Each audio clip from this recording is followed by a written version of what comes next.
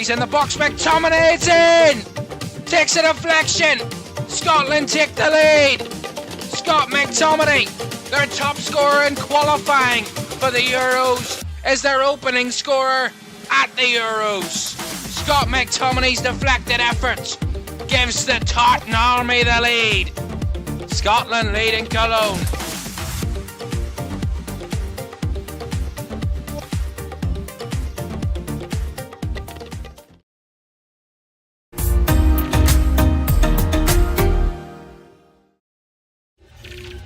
Good afternoon, welcome to Euro 2024 live for the roundup of Group E, our penultimate group roundup of the group stages. 4 down, 2 to go, and we'll finalise the groups and the matchups for the round of 16 tonight.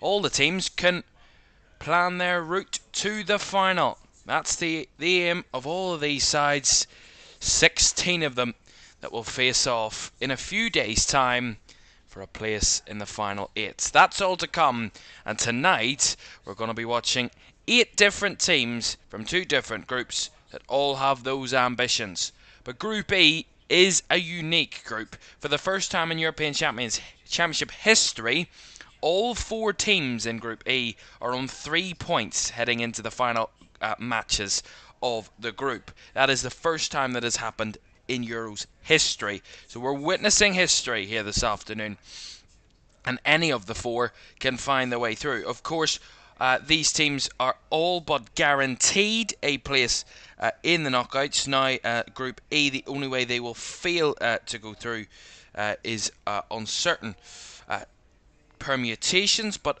2 out of the 3 left permutations and combinations that can possibly happen for a best third, Group E, are in 2 of those, so there is a chance, a very big chance, that 3 out of the 4 teams in this group will progress, all based on points and goal difference. We will keep you right up to date right the way throughout this afternoon. And it's actually going to be an intriguing group, because Ukraine and Belgium, the 2 that were regarded as the top 2 in the group, they started match day 1 both with defeats to Slovakia and Romania. Slovakia beating Belgium 1-0, Romania beating Ukraine 3-0, but bounced back to get their first wins of the tournament on match day 2. Belgium beating Romania 2-0, and Ukraine coming from 1-0 down against Slovakia to win 2-1. That's where we stand, 3 points apiece, and it's anybody's game. There's just 1 goal separating the 4 sides. Romania have scored 3 goals. All of the 3 teams, Belgium, Ukraine and Slovakia, have all scored 2. There's not much in terms of goals conceded either, though. It could come down to even tighter than that. We will have it right up to date. We'll keep you up to date with both games. Ukraine v Belgium is our commentary game, and Slovakia-Romania we will have, as always, on hold down the side of your screen. Let's show you the Slovakia-Romania teams first. Those flags are not correct, which is a problem. But nonetheless, let's talk about Slovakia then. Their team starting with Martin Dubravka in goal. Petr Pekarik, Denis Vavro, Milan Skriniar the captain, and David Hansko in defence. A midfield 3 of Stanislav Lobotka, Andrzej Duda and Juraj Kuška, with a front 3 of Ivan Šranc, their top goal scorer, the joint top goal scorer of the tournament, Lukáš Harislin and David Strelic. David Strelic, the only change from their 2-1 defeat to Ukraine. Romania started with Florin Nita in goal, Ratiu, Burcha, Dragushin and Banshu in defence. Marius Marin in the defensive midfield, with a midfield 4 of Razvan Marin, Nicolae Stanciu the captain, Florlin Koman and Yanis Hadji in attack, with Denis Dragush leading the line.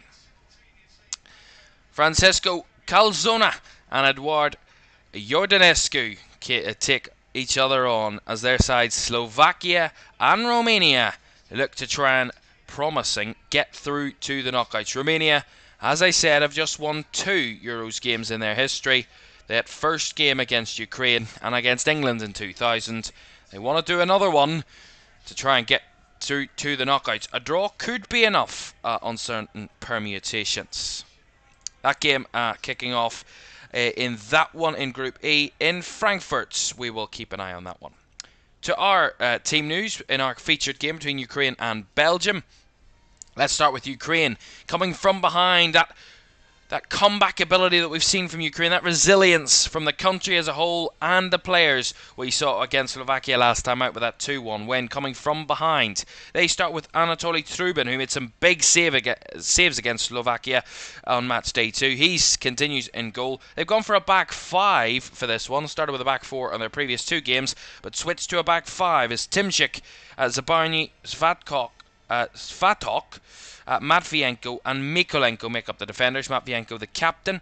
A midfield 3 of Vladimir Brashko, Mykola Shaparenko and Georgy Sudakov make up the midfield 3, with a front 2 of Roman Yaremchuk and Artem Dovbyk leading the line. On the bench for Ukraine is Bushchan, Lunin, Konoplia, Toloverov, Bondar, Mikhailichenko, Zinchenko, Sidorchuk, Stepanenko, Yarmolenko, Malinovsky, Zubkov and Vanat. No Mudryk through injury. For Belgium, who would be a shock if they don't get through this group, but that is what happens. That is what can happen. They start with Koen Castells in goal. Timothy Castagne, Wout Faes, Jan Vertonghen and Arthur Theat make up the defenders. A midfield 3 of Amadou Onana, Yuri Tielemans and Kevin De Bruyne make up the midfielders, with a front 3 of Jeremy Doku, Leandro Trossard and Romelu Lukaku to lead the line. De Bruyne the captain. On the bench for Domenico Tedesco's side is Thomas Kaminski, Matt Sells, De Bast, De Kuiper, Carrasco, Varanch, Mangala, Vermeeren, De Ketelara, Openda and Bakayoko. Ukraine and Belgium, regarded as 2 of the top teams in this group, but at the moment aren't the top 2 in the group. They have work to do if they want to progress. It's 3 from 4, all on 3 points in Group E. History being made at the European Championships for the very first time. Kick-off in Group E is on the way next.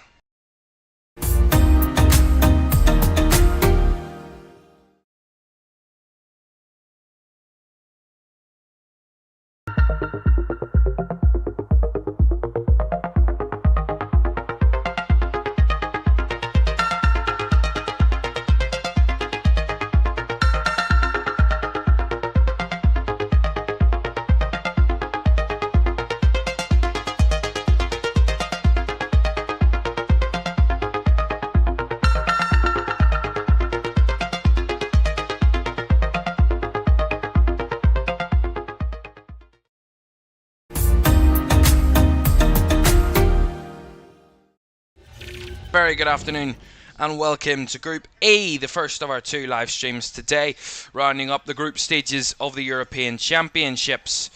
It is going to be a tight one this afternoon between these 4 teams. As I said, all 4 on 3 points, but only a majority of 3 can get through. 3 points at the moment should be enough to get you through this group, with third placed Slovakia occupying that place in this group. And they, at the moment, are the second best of the third place teams in every group in the competition. It all comes down to the way Czechia play a bit later on, but looks unlikely that Slovakia will finish in a bad position. It could come down to goal difference that could see them out, but that is not the case for all of the third place teams. Ukraine can finish third, Belgium can finish third, and Romania can finish third. So it's anybody's guess as to who's going to get through, who's going to get the top 2, and who's going to be knocked out. It's anybody's guess. Your guess is as good as mine. And that is something that isn't particularly intriguing in terms of it's quite nervy for these teams. That's what makes it so good for us. It's anybody's guess, and that is what we're watching this afternoon.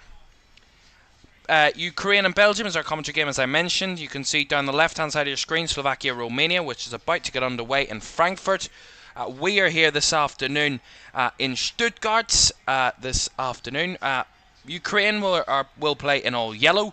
Belgium will play their sky blue strip this afternoon, which is a bit of an interesting one. Red wouldn't have been a kick clash, but there we are. Belgium in light blue shirts and those kind of maroon shorts.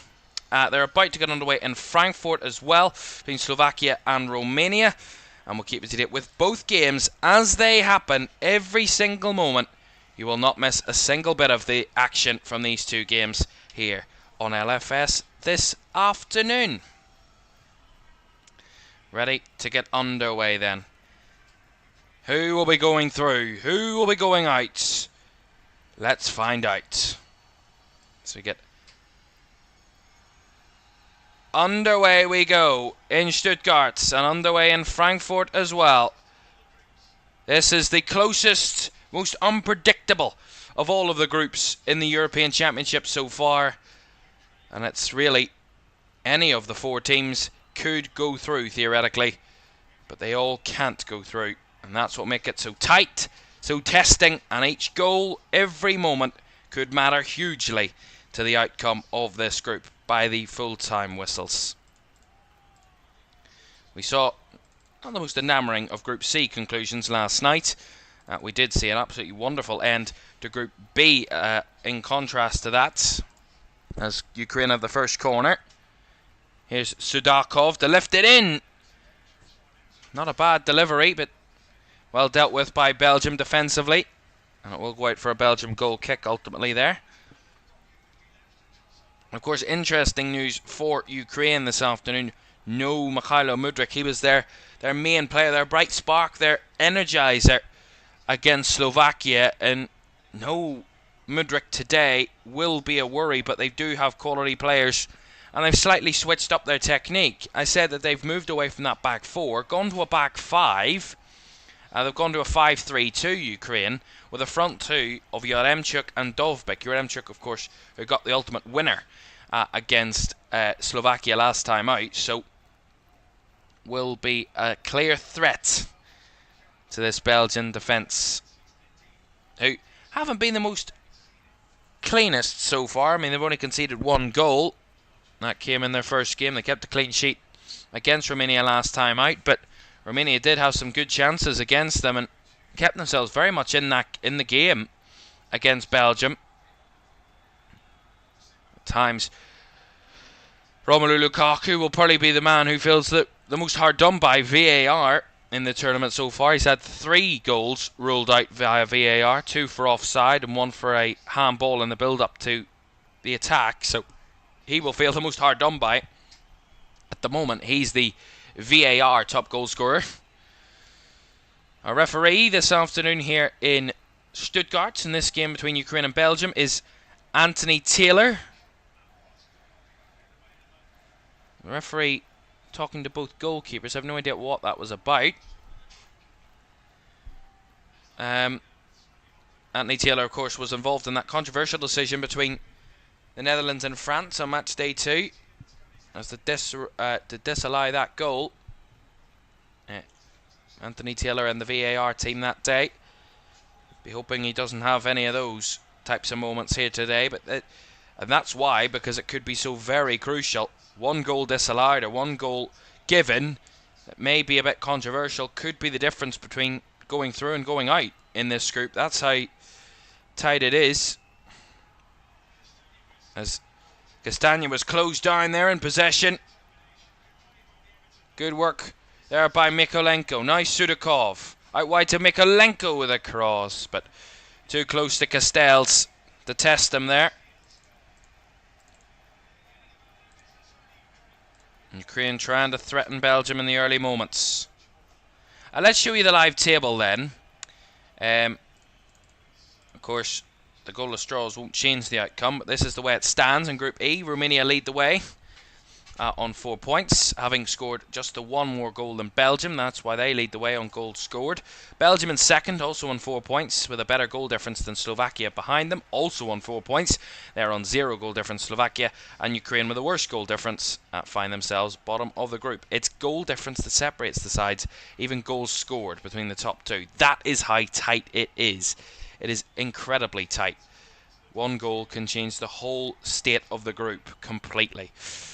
But that's the way it stands at the moment. So if it does end 0-0 or a draw from all the teams, then depending on goal difference, then it would remain Romania top of the group, Belgium second, Slovakia third, and Ukraine out of the group. But a long way to go before any of that is confirmed. De Bruyne. Back to Arthur Tayat.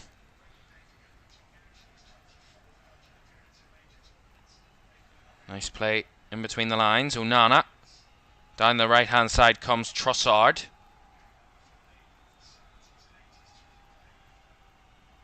Has to go backwards under Leandro Trossard there. Onana.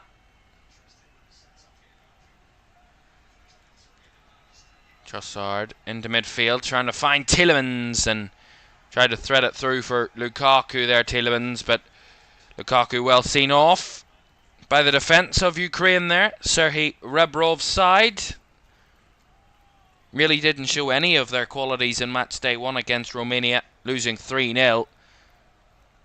Certainly nowhere near a usual Ukraine performance. The game against Slovakia, much more like them. Even their character just wasn't on show against Romania on match day 1. Got off to a really bad start. They actually went behind in that game against Slovakia, and everything was penned against them at that point, but their resilience and their fight and their desire to battle really came through in that game against Slovakia, and they ended up turning that around to win it. Ultimately, it gets them into this position at the moment. Trossard. Back it goes to Castagna. Not in a rush here as Trossard has to go all the way back into his own defensive third there, but he does well to spray it across to the left-hand side. Finds Tayat. Yuri Tielemans to Kevin De Bruyne. Breaking forward, De Bruyne plays it through in behind, looking for Lukaku, whose shot is gathered up by Anatoly Trubin. Really good from back to front there from Belgium. Good work down the left-hand side, and the lovely work from Kevin De Bruyne. It's worked out to the mid into the centre and just squeezed that ball up the narrow angle in behind for Romelu Lukaku. Made a nice run behind between the two defenders and got on the end of the ball, but his strike was pretty tame in the end. Ultimately, gathering was Trubin. 7.5 minutes gone in Frankfurt as well between Slovakia and Romania. Still goalless between those two. I will update you if anything changes there. Good afternoon, Sam. Welcome into the chat. Great to have you with us.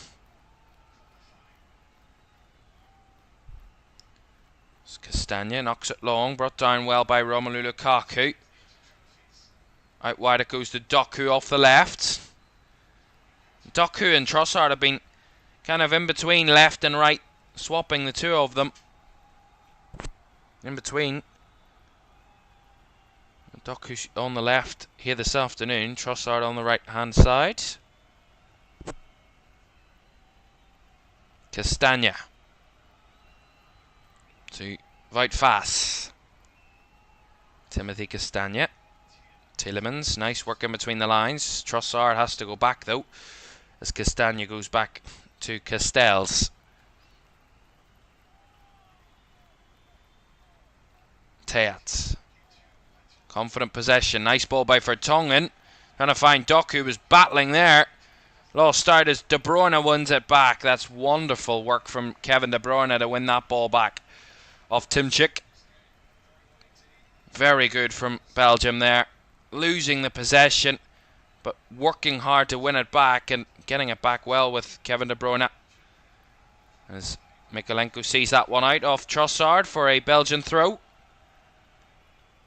See it again, the drag back from De Bruyne is absolutely wonderful.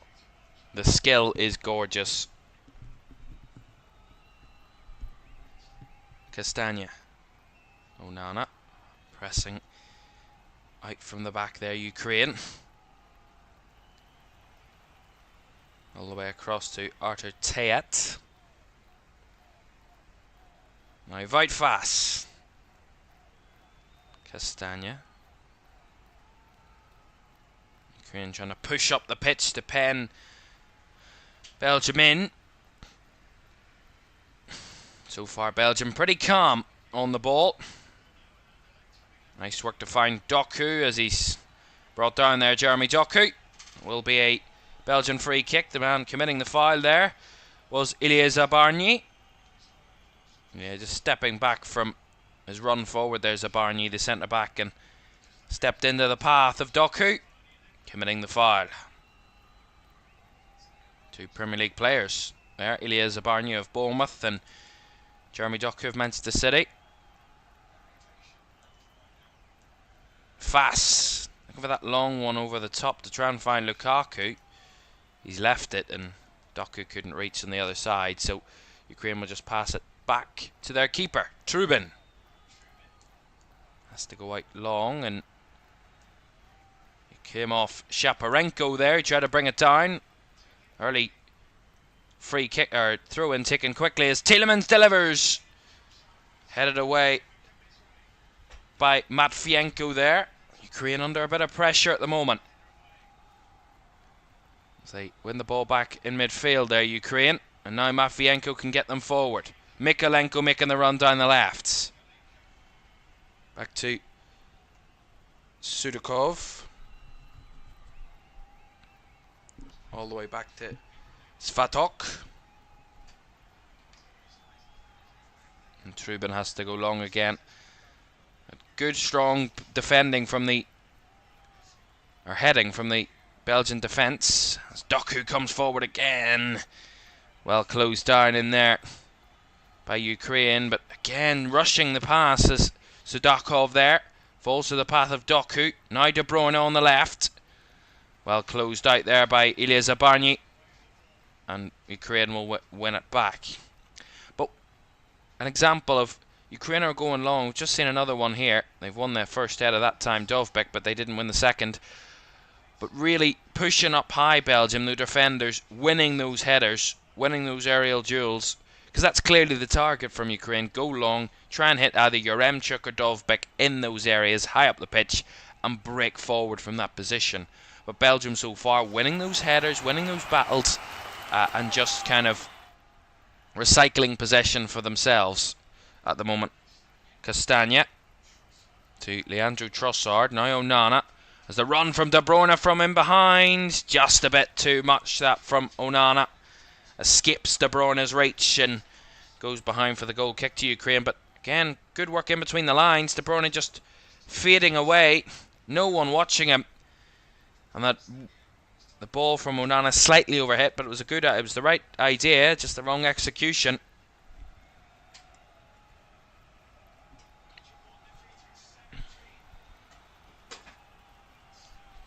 Well, we can talk all day about Belgium being one of the top ranked sides in Europe, second highest ranked European team in the FIFA World Rankings, and the third highest in world football.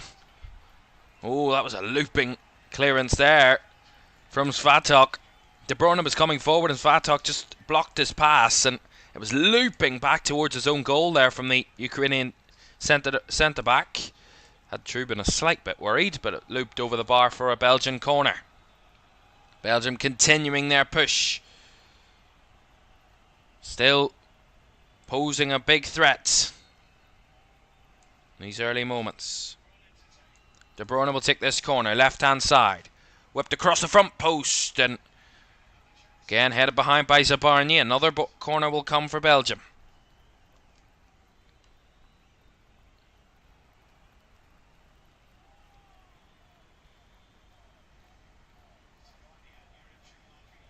Another corner from De Bruyne. That time overhits and out the other end for a goal kick.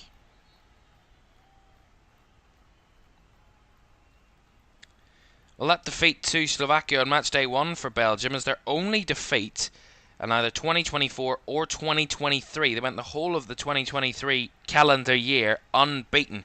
Their last defeat before Slovakia here in the group was Morocco back in the World Championships in the World Cup in November 2022 when they lost 2-0 to Morocco.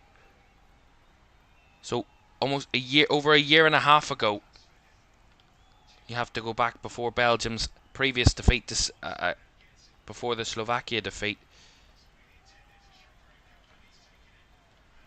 Ukraine here with Mykolenko. Matvienko. Has to go all the way back across to Zabarny. Lifting the ball forward, brought down by Mykolenko on the overlap, but Castagna was there to head it out for the throw. As I was saying then, they have played a total, since that defeat to Morocco in the World Cup, they have played a total of 17 games and have lost just one of those, which was the defeat to Slovakia. Every other game, 15 games in the lead up to these European Championships, and they hadn't lost a single one of them, which was quite remarkable. But that's that's Belgium. You know, we've come to know Belgium. They perform all the year round in other games. You very rarely see Belgium, oh, Belgium have been beaten by this team, or they barely get a shock against them in either international friendlies or qualifying campaigns. But when they get to the big moments, the big pressured moments, they just can't seem to deliver at times. In major tournaments, they've probably been one of the best sides of the recent years in terms of the football they've played and the quality they have. But haven't won anything with it, which would be a disappointment for them. Although they come forward here, De Bruyne tried to square that one across out to Doku. They will get the throw in as it took a deflection on the way out from De Bruyne's pass. They've played well so far here. 16 gone, and Belgium firmly in control of the match. Still goalless in Frankfurt between Slovakia and Romania. We'll update you if anything changes there as Belgium caught in possession. Shaparenko trying to play it out wide to find Dovbyk. Does play it well. Dovbyk has to go straight backwards though to Timchik and Zabarny.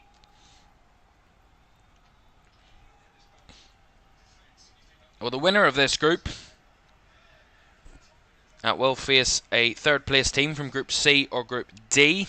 That will be either the Netherlands or, of course, finishing third last night in England's group was Slovenia. So Slovenia or the Netherlands for the group winners of Group E. The runners-up of Group E will face France. And if the third place team in this group will qualify for the knockouts, then they will play either England or Spain, which won't be an easy task. So basically, the winner of this group, as probably should be the case, the winner of this group is the one that probably has the best setup for the knockouts, because it will mean you will not be facing the likes of England, Spain, France or Portugal, and you will be on the kinder side of the draw, as they say, with Austria, England, Switzerland, Italy so far that have all qualified. Here's Artur Tayat trying to feed it down the line, but Doku had come a bit deeper, and that was a really wasteful pass by Artur Tayat. Doku wasn't showing for the run, and he's played the pass up the left-hand flank to absolutely no one but a Ukrainian defender in Zabarny. Trubin in the midfield. Find Brashko there, but again the ball forward, cut out by Tayat. Nice into the feet of Romelu Lukaku. De Bruyne tried to chip it over for Trossard, but good defending in there by Ukraine again. Here comes Doku off the left. Good pressure from Belgium. Jeremy Doku. De Bruyne tried to squeeze it through for Lukaku, but again took a slight deflection, which will allow Ukraine to recover. Shaparenko looking to go out to the left-hand side for Mykolenko. Nice work to touch it off the first time. Out to Brashko. Back to Matvienko. Zabarny. Shaparenko. Better play from Ukraine, but at the moment they're kind of holding on defensively to this goalless scoreline at the moment. Dovbyk. Back it comes again. Zabarny. Across to Matvienko.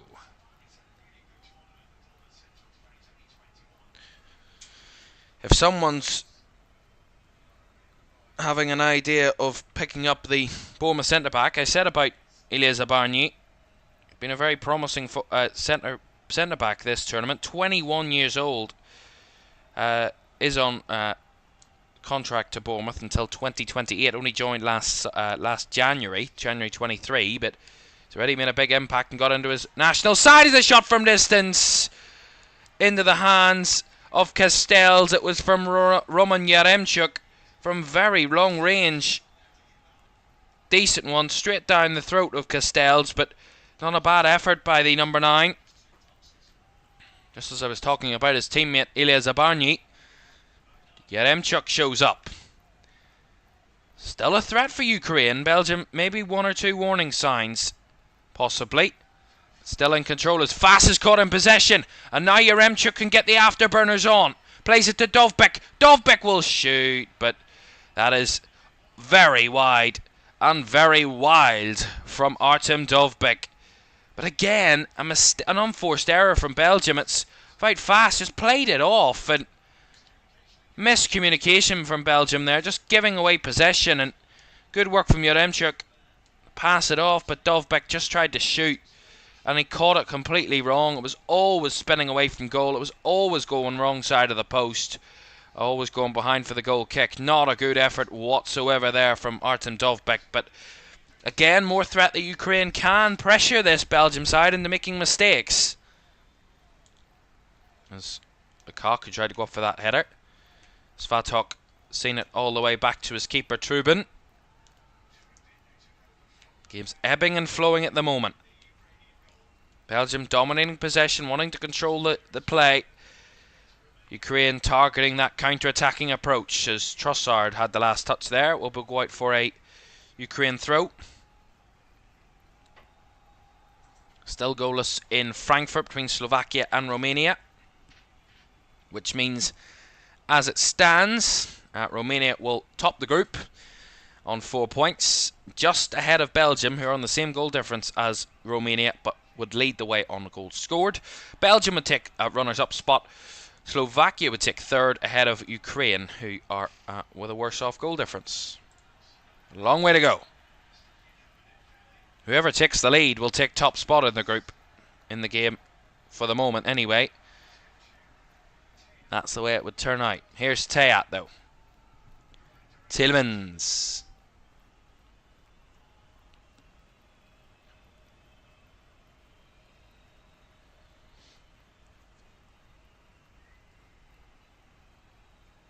Castagna. Halfway through the first half. 0-0 between Ukraine and Belgium. Here in Stuttgart. De Bruyne, a nice link up with Castagna up the right flank. Castagna's cross. Couldn't find Lukaku. Doku was threatening, but again, Ukraine clear their lines. Tielemans. Onana. To Teat. Teat will shoot. And it's not a bad effort. But not on target either. Just went wide of the right post. Not too far away. Not a half bad effort that from Artur Teat. Trying to switch it up, but Castagna with a lovely cross to try and find Lukaku a moment or two ago. Well headed away by Zabarny there. Had to make it. Otherwise, Lukaku would have had a real threat on goal. Sudakov there. Poor pass. Tried to play it out wide. Cut out by Teat. Both sides lacking that clinical quality at the moment. De Bruyne, heavy touch. Picked up by Castagna. Now Trossard.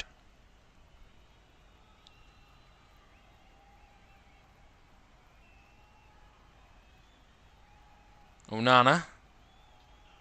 To Kevin De Bruyne.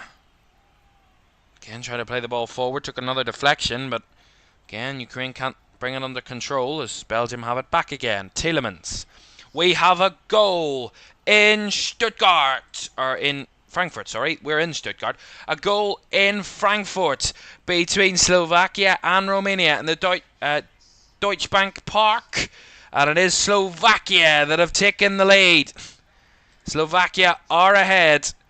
Romania, who topped the group coming into this game, who have topped the group since the very first game, when they beat Ukraine 3-0, find themselves behind and find themselves bottom of the group. That is how quickly it can change from top to bottom in just one moment. That's how tight this group is. I said it. It's not going to be an easy one to call. But Slovakia have taken the early lead, and it's Andrej Duda with the goal that gives Slovakia the 1-0 advantage in Frankfurt, which, as it stands, as De Bruyne wins a corner, goal kick there. De Bruyne trying to break forward. As I'm saying that, so there we are. There's the table. Updated then, Slovakia's goal, having them, Slovakia with the goal, has them top of the group, ahead of Belgium, ahead of Ukraine, and Romania too. On 6 points, Slovakia. Then come Belgium on 4, Ukraine on 4, Romania on 3. Now, that can all change. As I said, it could all be dramatic. That would mean, as it stands, Slovakia, the winners of this group, would face third place of either Group C or Group D. That could either be the Netherlands or Slovenia. And runners-up at the moment, Belgium, as it stands, would face off against France. And Ukraine, who are currently in third, would play either England or Spain if they qualify in third, which at the moment I believe would be the case. They would. As it stands at the moment, they would be on 4 points, Ukraine, and therefore they would easily qualify out of the third place teams. Here's Doku, striding forward to try and change that outcome. De Bruyne chips it across the box, and the header at the back post there from Timchik, helping Ukraine to clear their lines and clear the danger. But Belgium still pushing, still probing, still threatening for that opening goal. The moment, nothing to show for it just yet. That's lovely from Ukraine, though, on the counter. Fast has a bit of work to do. Lovely chop back from Dovbyk. Can he get the pass off? Can he get the shot off? Cuts it back. And Sidakov with a really poor effort, well over the bar. And Dovbyk just was so indecisive. Fantastic movement. One ball from Zabarny forward. Played through the midfield, and the run in behind from Dovbyk, got past Fast, chopped back onto his right, didn't know whether to pass it off to Yaremchuk or to take the shot himself. If he does neither, cuts it back to Sidakov, who has a wayward shot well over the bar. But that was much better counter-attacking from Ukraine, much more threatening, just lacked the decisive nature in the final third in the box. Still 0-0.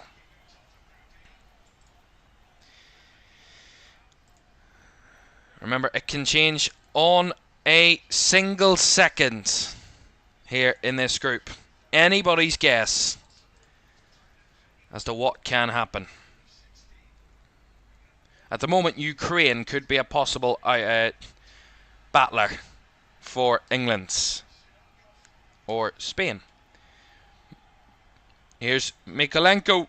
The cross and the header from Yaremchuk is wide, but Ukraine starting to get their flow into the game, starting to link up well, starting to threaten. Really good cross from Mikolenko, the Everton defender.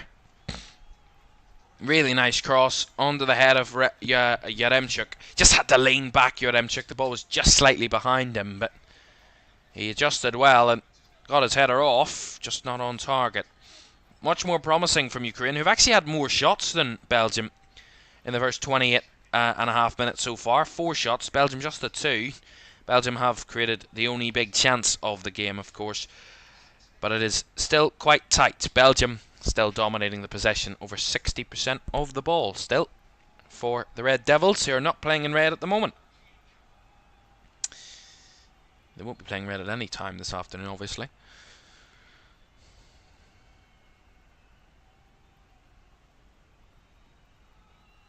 I do expect there to be a lot of topsy-turvy action and jumping up and down in this table. I don't expect the final table to be decided anytime soon. I do expect there to be some flip-flopping in the group. And of course, we won't know what the combinations of the matchups are for the round of 16 until we know if the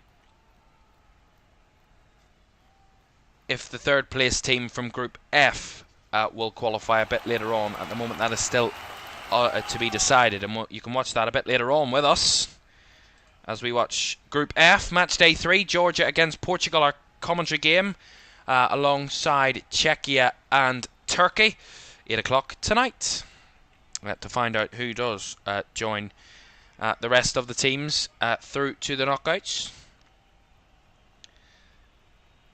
At the moment, the teams in third place, as it stands, before Group F gets underway a bit later on, and with the current scorelines in this group taken into account, the third place teams of the 4 best thirds would be Netherlands, Ukraine, Slovenia and Hungary. Croatia were officially knocked out last night. 2 points won't be enough. And Czechia are bottom at the moment, but they have still to play. They can still get to 4 points, which would mean Hungary could be on the chopping block as it stands, because Hungary would be in a threatening position at the moment. Even if Ukraine were to lose and stay in third, which is still a distinct possibility, they would still qualify because they would have a better goal difference than Hungary. But that is all to be decided still very soon. But at the moment, Ukraine, as it stands, would still go through in third place, as they're on 4 points. And Belgium have a free kick here on the right-hand side. There's a few Belgian players just receiving a bit of hydration on the sidelines. The referee was setting up that free kick. They just went over to got a drink of water. It's been a hot atmosphere. It's been hot since the very first game of the campaign. It's not been a non-summer-like tournament. It has certainly felt like summer in Germany, over in the high 20s in terms of degrees Celsius. So certainly a summer feel. Belgium will hope it will be a hot summer for them in this tournament. They have a free kick here to take as De Bruyne is still setting up what's going to happen.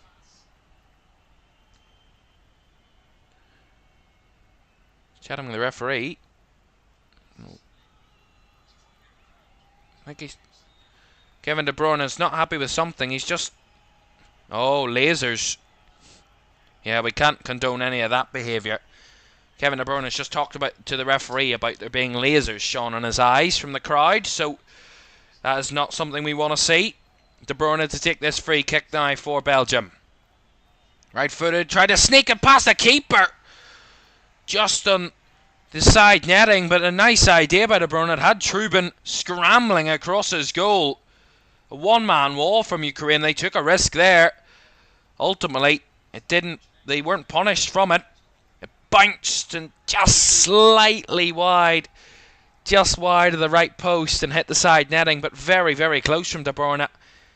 We've seen it from from Man City in the Premier League, using that type of technique, and their midfielder for his country almost did it in the European Championships. Very close. Just didn't get enough whip on it, De Bruyne. In the end there, ultimately.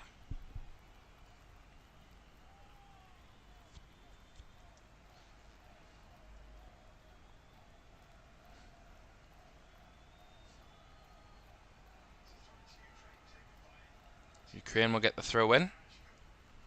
Brashko was involved.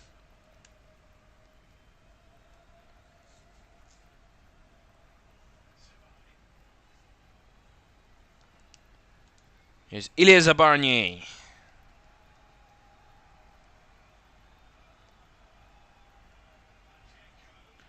Matvienko out to Mikalenko. Nice. Sudakov!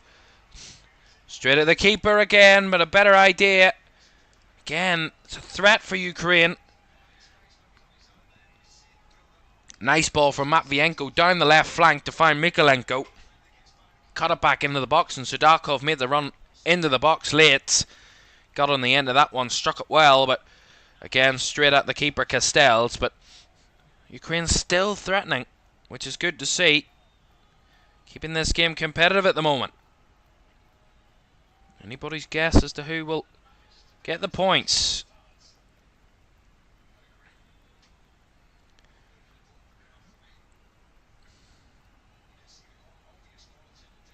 Belgium, their control of the game has just wavered a slight bit.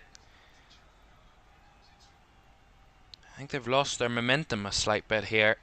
Ukraine just getting more of the ball, a few more touches, a lot more passes of the ball, and seemingly more comfortable at the moment than what they were.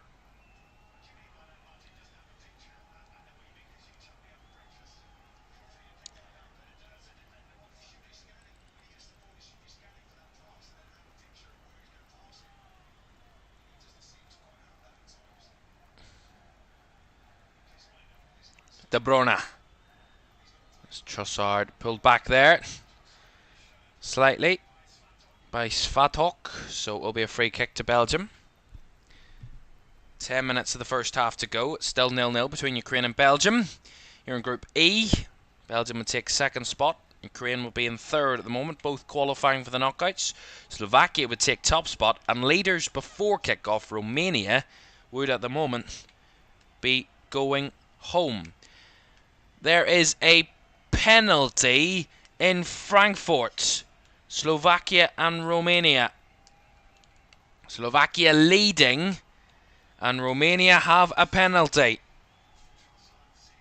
So it's all happening elsewhere at the moment. This could really change the outcome of this group if Romania can score this penalty. It is Razvan Marin to take the penalty. Belgium had a chance well wide there. Razvan Marin over it. A chance to level the game for Romania, to get them back on top of this group. Romania are level. Lovely penalty by Razvan Marin, and they are back on level terms. Razvan Marin, the goal scorer from the spots, gets Romania back in the game against Slovakia, and it is 1-1 in Frankfurt, and Slovakia's early lead has been extinguished. There we are. Which means we're back to the status quo. Let's just show you the table. As it stands, Romania will be back top of the group. It's all happening. So Romania will be back to the way we were before. This time Romania would actually have a better goals scored record than Belgium. Much better at the moment. 4 points for Romania, 4 points for Belgium, 4 points for Slovakia, and 4 points for Ukraine, with all the games level. Romania would lead on goal difference, on goals scored, ahead of Belgium. Belgium would be ahead of Slovakia on goal difference, and Slovakia would be ahead of Ukraine on goal difference. It's still as tight as can be, and that's how quickly it can change from one moment to another. And at the moment, Romania have gone from top to bottom, back to top again. Ukraine and Belgium, their positions reacting to that. Belgium have actually stayed in second all the way through. As there's a player down for Ukraine, but Belgium will play on here. Trossard. Now back to De Bruyne. Onana. Belgium still pushing. Doku. Tielemans. To Onana. The referee doesn't have to stop the game, but he will now stop the game. Onana went down there, but it was Sudakov who's been down for about a good 45 seconds to a minute here for Ukraine. Oh, yeah, he's got stomped on there by Amadou Onana there. Yeah. It's a late one by Onana. I'm surprised that wasn't given as a free kick. The referee just allowing Sudakov to receive a bit of treatment. He was stomped on his ankle there by Onana. Accidental, of course, but a late challenge by the Belgian midfielder is not a great tackle at all there.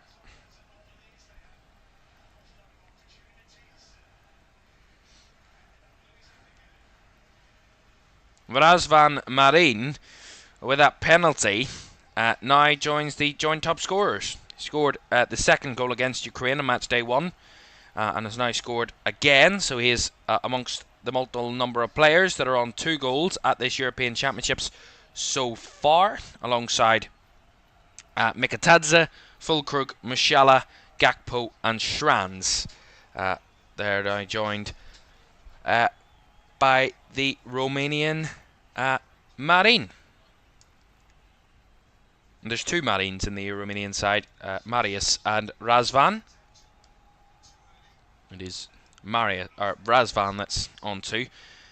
Marius hasn't scored yet. We've actually seen 7 own goals as well at this tournament. So far we had 7 in the whole of the last Euros. So we've already reached that and we're not even out of the groups yet. Right. Free kick then for Belgium. They were given that free kick after Onana was brought down, following his foul on Sudakov, as De Bruyne will lift it into the box. Headed away again. Zabarny there with a strong head. Tielemans to Doku. Still bodies in there. Tielemans plays it low, trying to find Lukaku, but well cut out by Ukraine again. It's all the way back with Svatok and Matvienko, who can carry Ukraine forward. 4 minutes of the first half to go. And it is still 0-0 between Ukraine and Belgium. And it is 1-1 between Slovakia and Romania.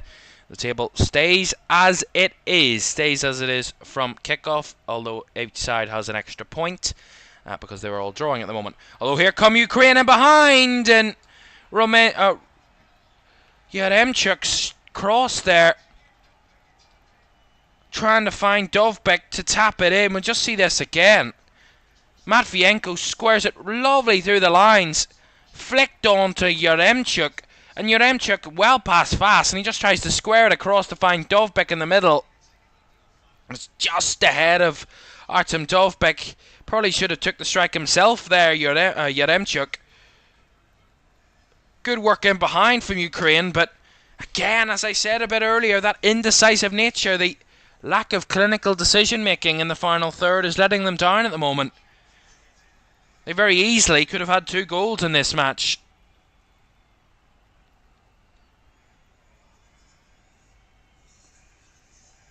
Certainly give them confidence though. Shaparenko.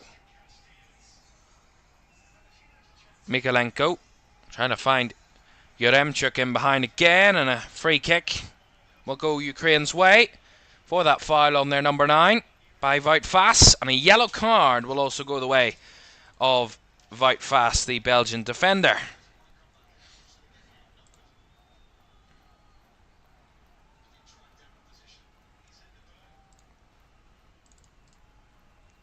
Quite a number of yellow cards already at this tournament. Already seen a couple of players were suspended for their third group games. Quite a number of players. 1, 2, 3, 4, 5, 6, 7, 8, 9, 10 players in total are all suspended through yellow cards they have received in the group so far. Wow. Here's Sudakov with a free kick. Tried to go straight from goal. Easily caught there by Castells again. Tried to go for the sneaky one. Similar to Belgium a bit earlier on with De Bruyne. A lot less whip, a lot less pace on it. Just kind of dribbled its way towards Castells, who easily caught it. But just to confirm for you, I will go through those yellow card suspensions. Rodri was suspended after 2 yellow cards in the first game and the second game. Bardakci for the first and second games. He's for Turkey. He's been suspended. Leao for match day 1 and match day 2. He will miss game 3 of the group. Dodi Lukabakio for Belgium is not present this afternoon for this game because of yellow cards against Slovakia and Romania. Jonathan Tah got a yellow card on match day 1 and on match day 3. He will be unavailable for Germany's round of 16 tie against Denmark.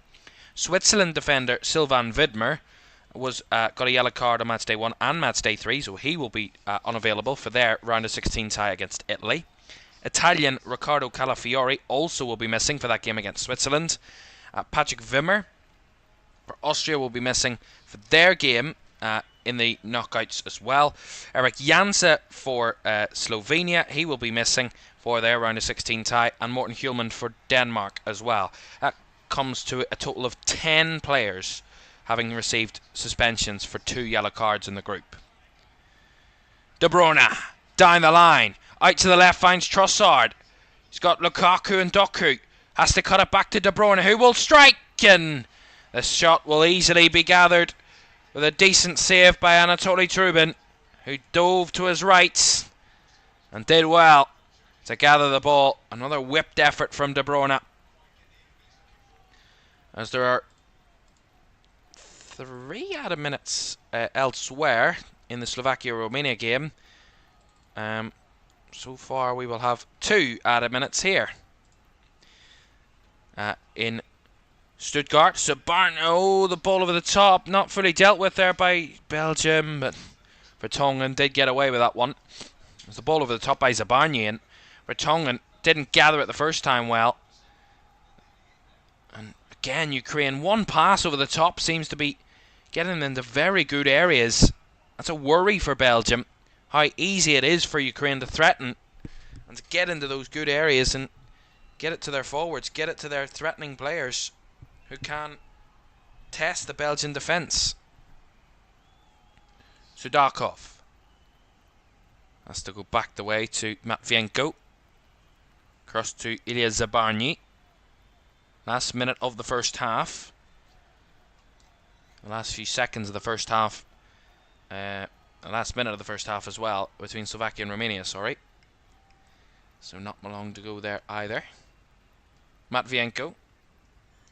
Zabarny again. Ukraine push up into Belgium's half. Matvienko down the line, it goes to Sudakov. Has to come back infield there. Lifted over the top, the running behind, the header is off target. I think the flag stayed down there from Yaremchuk. Again, the flag does go up eventually against Yaremchuk there. Just say it again. Yeah, he's offside. There's the half-time whistle. A first half where Belgium have controlled the play and controlled the possession, but it's Ukraine that look the more threatening of the two sides at the moment. It's nothing between them at half-time, which sees Belgium in second and Ukraine, as it stands with results elsewhere going against them. Ukraine are staying bottom of the group. Half-time in Stuttgart. It is Ukraine 0, Belgium 0. Analysis on the way next.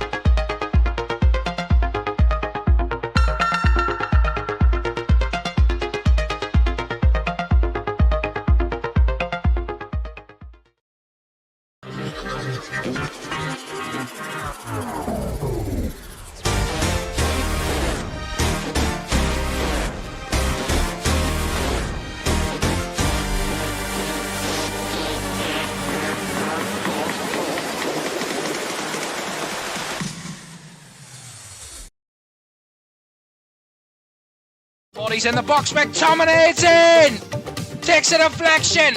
Scotland take the lead! Scott McTominay, their top scorer in qualifying for the Euros, is their opening scorer at the Euros. Scott McTominay's deflected effort gives the Tartan Army the lead. Scotland leading Cologne.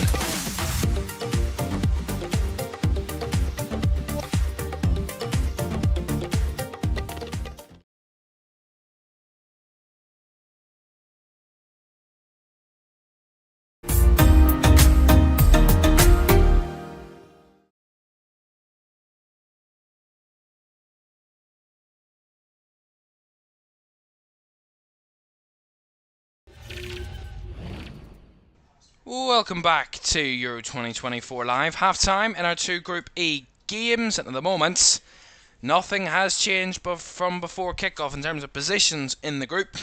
It's still Romania that lead the way, Belgium in second, Slovakia in third, and Ukraine in fourth. At the moment, the top three in this group would qualify. Third place will qualify for the knockouts. As it stands, with them all getting 4 points, that would be enough, and it would be very harsh for Ukraine having got 4 points. That is almost certain for getting you a knockout place, but it's never happened before that a team's got 4 points and not qualified for the knockouts, but it looks likely to happen today. It's only half time, of course, so a long way to go. 2 goals on that first half, both coming in our other game, not in our commentary game. Elsewhere in Frankfurt, between Slovakia and Romania. Slovakia took the lead in that one, in that first half, through Andrei Duda's efforts. Headed across goal, really good effort from Duda. Got up in the air and headed it right across goal, too far for the Romanian keeper to get anywhere near. And it was a really good finish from the Slovakian midfielder. But Slovakia have been very impressive in this group, and I've said it for the majority of this group. A lot of the sides that we weren't expecting to do well or to perform or to deliver have in the group so far, and that's what's made it so exciting, so entertaining, and so close between the teams, especially in this group. As I said, for the first time in history, all 4 teams heading into the final group game of the tournament all on the same number of points, all on 3 points, which has never happened before. That's why we're in this unusual position where anything can still happen. All 4 teams still have a plausible effort, a plausible chance of winning the group, finishing in second, or getting a third place finish to go through to the knockouts. So it's still all very realistic for anyone in there, but you have to do the business on the pitch. At the moment, with the results going as they are, a winner for anyone would mean they would top the group this evening, of course. But that is all to be decided. That first half, let's talk about our commentary game for the moment. Actually, no, we'll go back to the Slovakia-Romania. Apologies. I just talked about the opening goal for Duda. Nice header. Then we come to Romania. They get the penalty. Razvan Marin with a really cool penalty into the top left corner. Initially, the penalty was Hansko gave it away on the edge of the box, which it looked interesting. The contact was just on the line, on the right-hand side line of the 18-yard box. Therefore, it called in the box. Therefore, it's a penalty. And Hansko gave away that penalty, which Razvan Marin absolutely rocketed into the top left corner. Wonderful penalty to level things for Romania, which got them back on top of the group. As I said, they were started the day top Romania. They went behind, went bottom of the group, and then equalised and went back top again. That is how threatening and how crucial 1 goal is in this group. Right, so that's half-time. They're level there, having scored 1 goal apiece in the first half. Goalless in our commentary game between Ukraine and Belgium. And let's talk about this first half, really, because Belgium started better. Belgium were dominating the possession. They were controlling the game. They had a few early chances, 1 or 2 half chances. The best chance of the game from Lukaku that was gathered by Trubin. But that was really their only main clear-cut chance of the game. And we see De Bruyne, you know, the main creative force of this Belgium team. He's come a lot deeper in this as the half went on. Hasn't been able to break into those kind of attacking midfield positions to play those passes to the Dokus, the Trossards and the Lukakus. And it's kind of stifled Belgium's attack. And it goes back to the point of the defence aren't pushing high up enough. That means the midfield have to drop a bit deeper to stay connected with their defence. And they're being disjointed, disconnected with their attack, which is really struggled to keep the pressure on. We haven't seen as much of Doku as we did in the previous game against Romania. Even in the game against Slovakia, Doku was very good, but couldn't get the finishing ability on that day. But Belgium were much improved on match day 2 against Romania, but have kind of gone back to their ways of the first game, kind of unforced errors, giving the ball away cheaply, allowing Ukraine to have time and space on the ball, allowing them to get one pass forward. One pass for Ukraine gets them in. Time and time and time again. How many times do we say, oh, there's one pass and they're in on goal? Matvienko's done it. Zabarny's done it. Majority of their defenders have sat on the halfway line, Ukraine, when they push forward, and they've pinged one ball forward and instantly been in behind. The likes of Yaremchuk and Dovbek have been very good from wide areas, and Mikolenko, and even at times with Sudakov as well. Mostly down the left is where Ukraine have found the majority of their joy. We've not seen very much of either Shaparenko on the right or Timchik on the overlap on the right-hand side. Maybe that's a deliberate move from Ukraine. We don't know. But at the moment, Ukraine are looking the more threatening. Ukraine are looking the more efficient in the final third, the much more confident side, I would say, at this moment in time. The brighter of the two teams. They certainly had one or two good chances. Yaremchuk's had about 3 or 4 chances in that first half. A couple of them headers. One effort that was tamely shot at the keeper. There have been multiple opportunities for Ukraine in that first half. Dovbek, one of their best chances of the game. They made a really nice run down the left-hand side. Dovbek got into the good area, the edge of the box. He couldn't figure out whether to cross it, square it across to Yaremchuk, take the shot himself, or to pass it behind him. He eventually decided to cut it back for Sudakov, who shot over the bar. That's the most memorable of their moments. Yaremchuk had a couple of headers as well, as I mentioned, but ultimately it's Ukraine that are having the better attacking threat. They've had the more shots than Belgium in that first half. 7 shots for Ukraine to Belgium's 4. They've had 3 shots on target, Ukraine, Belgium just the 2. So Belgium struggling to create as many chances as Ukraine, and also not being as efficient as Ukraine in the final third. But that's promising for Ukraine, because they are not controlling possession. How many times have we said it? The teams with a counter-attacking approach that allow the opposition, they sit deep, they allow the opposition to control possession, control the ball, and break on the counter. Use their pace on the counter-attack to threaten the team that have committed a lot of bodies up the pitch and break on them. And we've seen it. It's worked so far. It's been a very, very threatening move. It's been a very counter-attacking competition so far. The majority of goals have come from counter-attacking positions or on the break. Really fast-pacey moves. Anybody that's slow and kind of, what would the word be? Kind of pass you to death type football that we see, possession-based sides, have struggled a lot more in the competition so far. The only one I think that hasn't is the most impressive side, and that's Spain. And another reason why they've been the most impressive Spain is because they've been able to use that possession-based football to carve teams open. But again, even they have struggled in 1 or 2 games, in the Albania game and in the Italy game, at finishing those chances and creating goals from them. But still, a very good approach from Ukraine, and still very threatening in that first half. And it's anybody's guess. If Belgium lose this, listen to this, Belgium lose and Slovakia and Romania draw, Belgium would finish bottom of the group and be eliminated from the competition. Is that close? I'm going to read you quickly, just before the second half gets underway, what each team needs to qualify. So, as it stands at half-time, it's the way it was before kick-off, so we can talk about that. We'll get the live table up for you while it is half-time. So that's the table at the moment. Let's talk about Romania, who lead the way. They will be through to the round of 16 in the top 2, either first or second, if they avoid defeat to Slovakia. So at the moment they are doing that.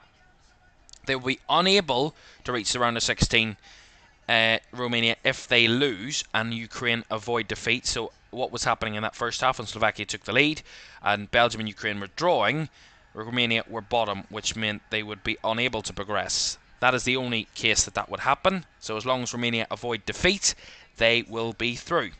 Belgium, they will be through in the top 2 if they avoid defeat by Ukraine. They will be unable to reach the round of 16 if they lose, and Romania avoid defeat. So the same type of scenario that Romania had. As long as Belgium avoid defeat, they'll be in the top 2. But if they do lose Belgium, they want hope that Romania or Slovakia win, and therefore that they will not be eliminated from the competition, of course, because Belgium Hope that Romania don't avoid defeat if they lose.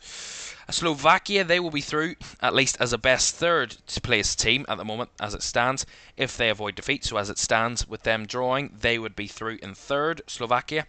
However, they will be unable to reach the round of 16 in fourth place if they lose and Belgium avoid defeat. So that will be the case there. Ukraine will be through in the top two if they beat Belgium, so they're the only team that have to win to progress Ukraine. Or they could progress as a best third place team if they draw, and the other game is not a draw. Either Romania or Slovakia win. Ukraine will be unable to reach the round of 16 in fourth place if they lose this afternoon and Slovakia avoids defeat, or if both games end in a draw, which is happening at the moment. In the event that both games are drawn, the four teams will finish on equal 4 points. The following scenarios would come into play. A. If the two draws have the same scoreline, or if Belgium versus Ukraine is a draw with fewer goals than Slovakia-Romania, the group ranking would be based on goal difference, and goals scored would see Romania top, Belgium second, Slovakia third, Ukraine fourth. That is what it is at this moment in time. Exactly that scenario would play out right now. If the two teams have different scorelines, then there's all different scenarios, and we'll go through them if we need to. Of course, but all scenarios are stipulated in Article 20 of the competition regulations. It's crazy, and we'll go through it if we need to, but we don't need to go through that right now. This moment, second halves from both games in Group E, where it is draws all rounds, is on the way next. Do stay with us.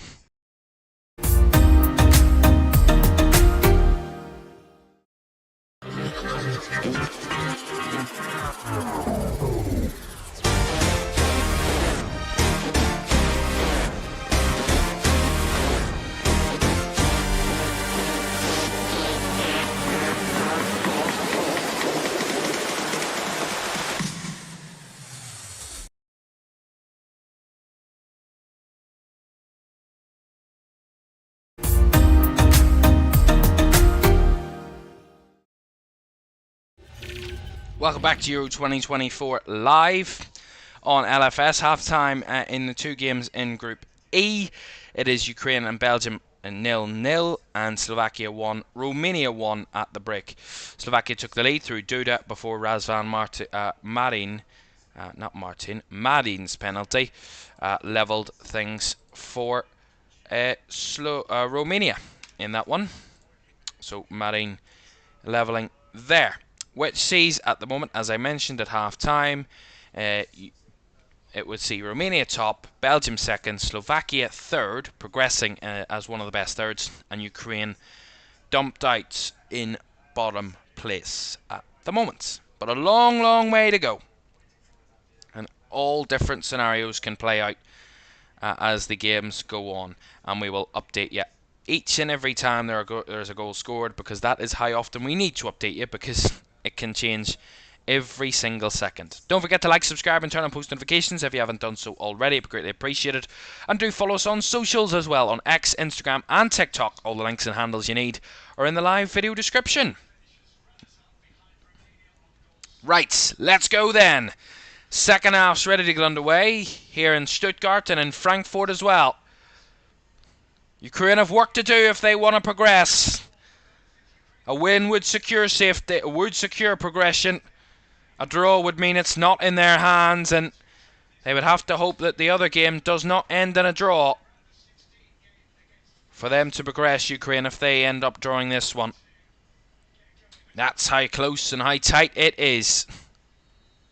So we're back underway here in Group E in Stuttgart, and they're all but underway in that game between Slovakia and Romania as well. So still all in the balance between the four sets of teams and the four teams. And it was Ukraine that were the more threatening in the final third of the two in this one in the first half. But Belgium more in control, and with improvement needed. Belgium would want to take top spot, because at the moment, runners-up Belgium would play France in the round of 16, which would be a cracker of a matchup in the round of 16. as Doku just pushed in the back there by Zabarny. Belgium got an early free kick there. So the state of play as it stands, as I mentioned at half-time, with Romania leading, that Romania would win the group and they would play either Netherlands or Slovenia in the round of 16, depending on who qualifies for the knockouts in terms of which groups get the best thirds. At the moment, it would be both of those groups, but we will decide that elsewhere a bit later on. Belgium would play France, as I said, and the third place team, Slovakia, they would play either England or Spain, which will be decided based on whether Group F will get the knockout position for their third place team. That's lovely from De Bruyne. Round the corner into space for Tielemans. That's that type of invention they need, but not that type of pass from Trossard there. He will retrieve it again. Castagna. Well, it's no surprise that Kevin De Bruyne will be the key to unlocking this Ukraine defence. He will be the key to Belgium's attack. He will be key to Belgium scoring in this second half. Here comes Doku now. Continued on the left. They swapped in that first half as well, Doku and Trossard. Trossard occupied the left for about 10-15 minutes. Doku back out on the left now. As Teat there tried to find the run of De Bruyne, but no one communicating again. Lack of communication from Belgium again. Simple pass, and De Bruyne should be hearing a shout from Teat to run, but just didn't come. And Teat played the pass, but just didn't tell that De Bruyne was going that way, and another miscommunication breaks down that Belgium attack. As the referee will allow the game to play on, as there was a shove down there on Brashko, but Ukraine keep possession, so the referee will play advantage. Initially it was a confusing hand movement. He pointed the opposite way, as we thought it might have been a free kick to Belgium, but he played on. Here comes down the left-hand side. Dovbyk into the box. Yaremchuk found him out. Dovbyk tried to cut it back, but Belgium had too many blue shirts in and around that area, and they clear it away. It's a good header back there, though, from Matvienko. Zabarny. Ukraine progressive again. Shaparenko. Nice work with Yaremchuk. As it's closed down again. Yaremchuk's ball. Belgium back in the possession, but Ukraine still look promising and look comfortable on the ball. Strong. Here's De Bruyne, though. Teat. Down the left. Has to come infield to Doku now. Laying it off was Lukaku up front. Trossard to Doku. Doku in between the lines. Out around the corner. Tried to find De Bruyne, but too far ahead of De Bruyne, that one. Straight at the keeper. As there was a foul on Shaparenko anyway, so that attack came to a close for Belgium once again. Yeah, Shaparenko just got caught there by Doku inadvertently, but referee's given the free kick anyway. Yeah, he was stretching to get the ball around the corner there, Doku, and ended up catching the foot of Shaparenko. But again, a lack of composure from Belgium.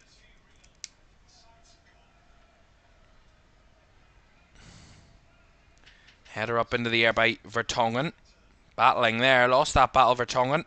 Shaparenko to Brashko. Back to Zabarny. It goes to Timchik, who knocks it over the top. Yaremchuk trying to find the ball, but well dealt with by Vertonghen. And Teat to Vertonghen, who has to force it out of play there as Ukraine applied the pressure. Again, not convincing from Belgium there. Not convincing at all. As Alexander Timchik will take the throw in on the right hand side for Ukraine, high up on the right flank. Targeting the long throw here, I believe. Looks like he's eyeing up for that. Here he goes. Into the box it comes. Flicked on by Dovbyk. Cleared away by Lukaku, and De Bruyne tried to come forward, but the referee said no foul as De Bruyne went down, and Ukraine won the ball back fairly. Not physical enough there, De Bruyne. According to the referee, that was good work from Castagna. Finds Trossard. Out to the left-hand side. Nice work, finds Doku in space. Jeremy Doku trying to weave his way through. Doku squared it across. Didn't find Lukaku, who wasn't anticipating it. And Ukraine clear it away again. Belgium come right back at them. De Bruyne. Doku down the left again. Doku across midfield. Finds Tielemans, whose shot takes a deflection. Will be a Belgium corner. Tielemans, who scored Belgium's first goal of the tournament in their 2-0 win against Romania on match day 2. He opened the scoring before De Bruyne scored the second. De Bruyne over to take this corner on the left. Decent pressure from Belgium. De Bruyne to deliver. Fizz to the edge of the box. Chested down by Tielemans, and the strike is well off target. Wanted a deflection there, Tielemans. Thought there was a corner incoming, but the referee saw nothing wrong with that, and goal kick is the decision. Yeah, there's nothing in that. It's a goal kick. Yeah. Goal kick for me. And the referee, Anthony Taylor, says no touch, goal kick. It was, trying to see who it was. I think it was Fatok that was coming across, but didn't get a touch on the ball, so goal kick was the right decision. Although Trubin's goal kick goes straight out of play on the left-hand side. Gets Belgium back in possession. The last thing Ukraine need is Belgium to grow in confidence and dominance in the game and just really stifle them on the counter.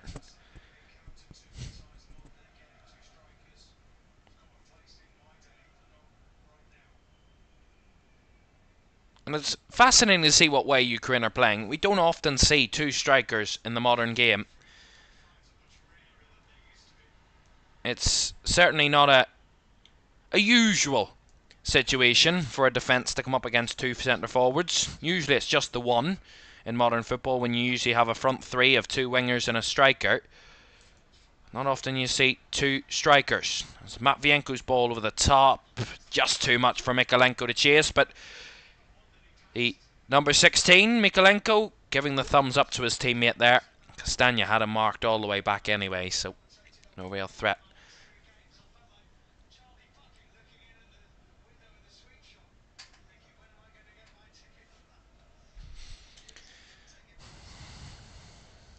Well, when the group stages do come to an end, we will have knockout football action for you. You'll not want to miss here in LFS. We'll have all 4 quarterfinals, both semi-finals, and the live final, including the majority of our round of 16 games, if not all of them. So do keep your eyes peeled for the remainder of the tournament. We're not going away anytime soon. Here's Onana. Through the lines. Played on to Trossard there by Castagna. Back to Timothy Castagna. Linking up with De Bruyne. Nice give and go. Marshalled all the way there by Mykolenko, who put it behind for the corner. And I think he was signalling for a substitution there, Vitaly Mykolenko. Mykolenko, of course, who's making his first appearance in the tournament this afternoon. Wasn't included in either of the 2 previous games for injury. As the corner took short, and Doku had the shot from distance blocked. Back to Tielemans, trying to give and go with Trossard, but that will be shielded out for a goal kick. Well defended again by Ukraine. They looked really good on set pieces, Ukraine, defensively. Belgium have really struggled on that front as Mykolenko stayed down, so this is a worry for Ukraine. Another injury substitution needed. Of course, no Mudryk this afternoon through injury. Might need a injection of maybe a bit of Zinchenko, maybe, who's on the bench, the Arsenal full-back. I don't think they'll change their system, Ukraine, because it's working so far, that back 3, back 5 idea. And Zinchenko has got further forward for Ukraine. He has played in midfield before, and Mykolenko's not been traditionally defending for Ukraine today. He's been a lot further forward. And just as I predicted, it is going to be Alexander Zinchenko coming on. So, Premier League player for Premier League player.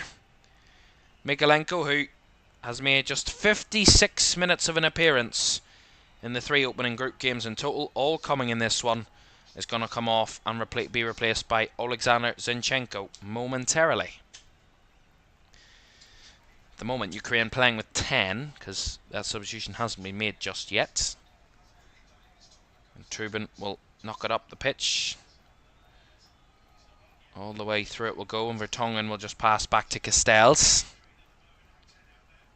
So Ukraine with the one less player on the field than their opponents. Can Belgium take advantage of that for the moment? Tielemans, De Bruyne. They're on a 4-3-1-1 at the moment, Ukraine. De Bruyne, nice work in behind. Doku across. Again, Lukaku couldn't reach. And Doku had struggled for finding those breaks to the byline to square it across. But we saw against Romania, and that was a wonderful move, but lacked, again, the striker in the middle to finish it off. Lukaku complaining, but the poacher wasn't there to poach. As Mykolenko off. And Zinchenko is now on after that break and play from the throw-in. And Ukraine almost did pay for the having one less player on the field. Belgium just couldn't, in the end, find the finish, but they created a very good chance. Ukraine have another throw-in on the left. 13 minutes gone of the second half. Ukraine 0, Belgium 0. Oh, and almost got caught in possession there, Brashko. Zinchenko. Had a fly around the corner to Shudakov. Closed down again by Belgium. Trossard back to Tielemans. Now Onana. Trying to force it in behind again to Lukaku, but well closed off by Ukraine. And now Yaremchuk. Lays it off to Shaparenko, and Dovbyk making the run in behind. Nice ball by Shaparenko. Dovbyk's made the run, but flag's gone up against Artem Dovbyk there. Just made the run slightly too early. Say it again. Good defending by the Belgian defence. Vertonghen and Fight Fast there, the two deepest. It's poor from Dovbyk though. He could see across the line that he was offside and just didn't get himself back onside. But that's certainly more of a threat for Ukraine. That's where they find their threat. Those balls over the top. Those runners in behind is where they have posed a big problem to Belgium. But so far, not find any sort of breakthrough at this moment in time. Onana.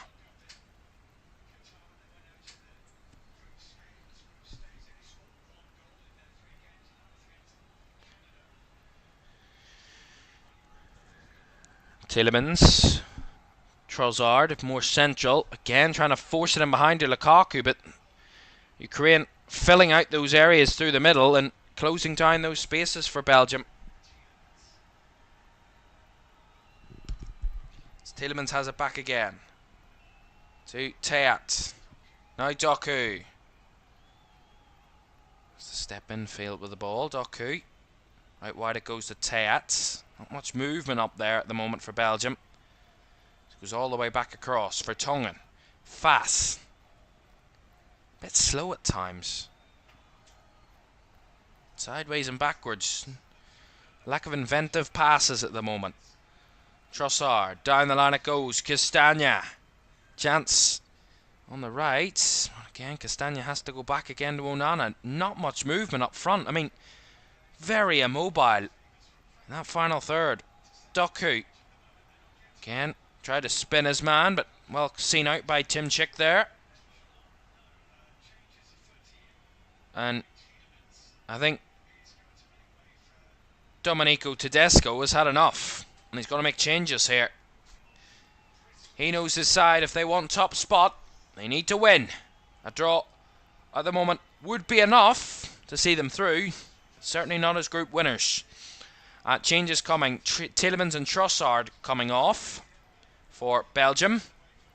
Yuri Tielemans and Leandro Trossard. And the substitutes Oral Mangala and Yannick Carrasco. So Mangala and Carrasco coming on for Belgium, replacing Yuri Tielemans and Leandro Trossard.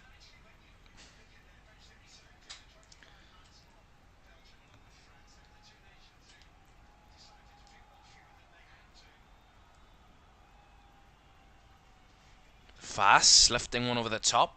Again, closed down well by Timchik in there, and a foul on Brashko in there off the man who's only just come onto the pitch, Oral Mangala. Free kick to Ukraine.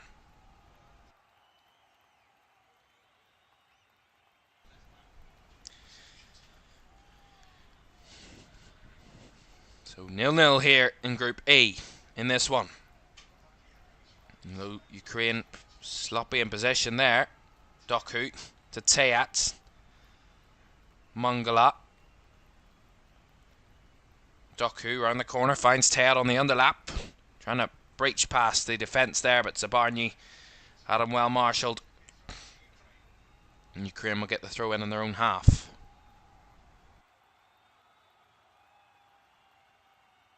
Yaremchuk, nice work in the tight spaces. Dovbyk trying to hold off fast. Dovbyk trying to spin his man. And Vertonghen helps him out, but Dovbyk wins the free kick. That's really good link up between the centre forwards. Got in a tight space and made sure one found the other, and they won the free kick. Really good play. It's the old style centre forward partnership. I said it, we haven't seen it in a long time. It's very rare in these days. But Ukraine at this moment in time are playing it very, very well. It's lacking the finish at the moment. The finish has let both teams down today. Both still posing a threat. Ukraine without a shot in the second half so far. 7 shots apiece overall in the match. Ukraine had all of theirs in the first half. Belgium have had 3 already in the second. They only had 4 in the whole of the first half. So already improving on that front. Sudakov, nice work, nice link up there with, I think that was Brashko. Out to Chimchik. Again, overhit the pass across, and De Bruyne now feeds it to Lukaku. Can Belgium take the advantage here? Lukaku! Not the best of finishes again. Their all-time top scorer, again, has had another chance, but just hasn't taken it well. A mistake by Timchik, squared across the midfield. Latched onto by De Bruyne, fed it to Lukaku, and Lukaku couldn't finish. Pretty tame effort in the end from Belgium's number 10. 85 goals in 116 appearances. And he's not going to add to that with those types of efforts. By far their top scorer. The only one that comes anywhere near close is Kevin De Bruyne. Then comes Axel Witsel. Then Carrasco, and then Vertonghen. All in double figures for in this Belgium squad. Tielemans and De Bruyne, the 2 scorers so far for Belgium in the tournament. 1 each. Belgium only scored 1 goal in their groups in the World Cup when they went out of that group in Qatar. I said before that it was one of their last defeats. Their only goal in that group game, or that group in the World Cup, was against Canada when they won 1-0. They lost 2-0 to Morocco and drew 0-0 with Croatia in that group at the same time as well. So wasn't a convincing group stage in the World Cup. They weren't bad in their Nations League campaign either back in 2022. They won 3 of their 6 Nations League games, drawn 1 and just lost 2, both to the Netherlands at that time round. So, not always poor on the international stage, Belgium. That's why they are one of the highest ranked sides in the world, but at the moment could be failing to deliver on the world stage again, on the European stage at least. They lose, remember, and the other game ends in a draw, they will be out. Same goes for Ukraine, although a draw and a draw elsewhere would see Ukraine knocked out of the competition. Ukraine have to win if the other game ends a draw. But here come Belgium. They're running through the middle. Here's Carrasco. And the recovery pace of Ukraine was sensational there, to block that chance and deny Belgium a goal. That was wonderful. And Timchik is the one down in the box. See it again. Good play from Onana. He put his body on the line. Really good from Lukaku. Drops deep. Spins his man. Plays it to Carrasco, who had made the run beyond. Ukraine were caught out. But their recovery pace, the kind of sheer pace of those players bursting back into their own net, busting a gut to get back into defend, was sensational. And the block from Timchik, who ends up on the floor, who makes that crucial kind of deflection to ease it into his keeper's hands, is huge. So Timchik is receiving treatment at the moment. Elsewhere, as I said, in Frankfurt, is Slovakia 1, Romania 1, which, as it stands, just to remind you, would see Romania top the group. Belgium would finish second.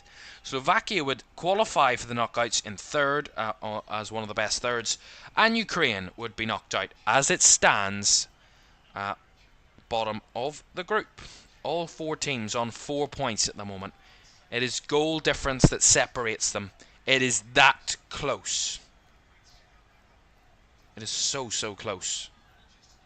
But if anybody goes on to win this group, or win their game in the group, they will win the group outright, because they will have more points than everyone else, obviously. And the team that were to lose, if there was only to be one winner and one loser out of the 2 games, the loser of one of those games would be knocked out completely. Belgium on the push. Belgium need to win this game if they want to win this group, and hope that Romania don't win their game. If Romania win their game, Belgium have to outscore them completely if they want to top the group, because that's the difference between those two at this moment in time. It's not goal difference, it's goals scored that is separating first and second in this group. As Onana gets a free kick and a yellow card, goes the way of Artem Dovbyk, the Ukrainian centre forward. Yeah, it's not great challenge by Dovbyk at all. He's just tracking back and just decides to pull Onana down. Really cynical challenge for the centre forward, as Ukraine ready. 3 changes on the sidelines. They know that with the draw coming elsewhere between Slovakia and Romania, they will be out if they don't win this game. It's as simple as that. Changes incoming then. Shaparenko, Yaremchuk and Brajko all making way for Ukraine. And we've already seen Mykolenko have to leave the field through injury. So the 3 changes incoming then are Vanat, Malinovsky and Stepanenko. So 3 changes there for Ukraine. Vladislav Vanat, Taras Stepanenko, and the other, of course, Ruslan Malinovsky on for Ukraine. So some fresh legs with just 20 minutes plus additional time to go. And it's Ukraine 0, Belgium 0 in Stuttgart. You can understand why these sides are not going gung-ho for this one.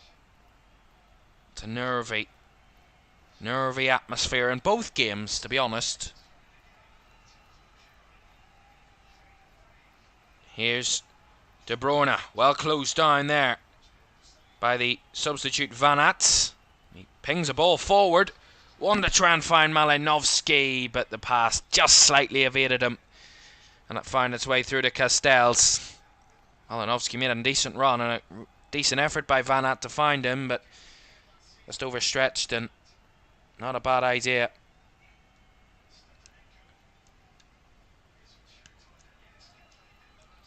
As Castagna tries to hoof it forward for Belgium, but giving the ball away in the process. Sudakov, now Stepanenko. Out wide it goes to Zinchenko now. Back to Sudakov.